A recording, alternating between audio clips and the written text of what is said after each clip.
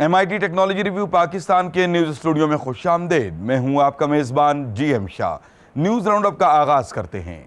Bulletin के आगाज में आपको बताते हैं कि मारूफ टेलीकॉम कंपनी टेलीनॉर के डिजिटल एक्सेलरेटर प्रोग्राम वेलोसिटी के दूसरे ग्रुप में 6 स्टार्टअप्स ने ग्रेजुएट कर लिया है।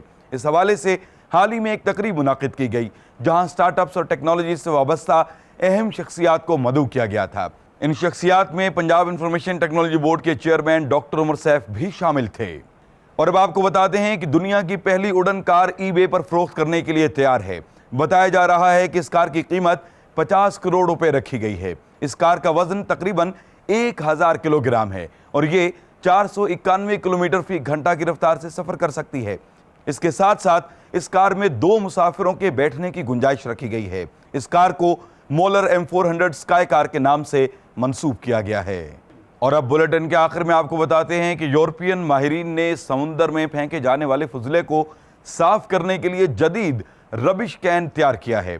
इस रबिश कैन में जदीद पंप नस्ब किया गया है जो पानी के बहाव को मुमकिन बनाते हुए फुजले को अपनी जानिब खींचता है। इस कैन की कीमत 3.25 लाख रुपए के लगभग बताई जा रही है और इस कैन को सीबिन के नाम से मंसूब किया गया है। इसके साथ ही MIT टेक्नोलॉजी रिव्यू पाकिस्तान के न्यूज स्टूडियो से अपने मेजबान GM शाह को इजाजत दीजिए। अल्लाह निगहबान।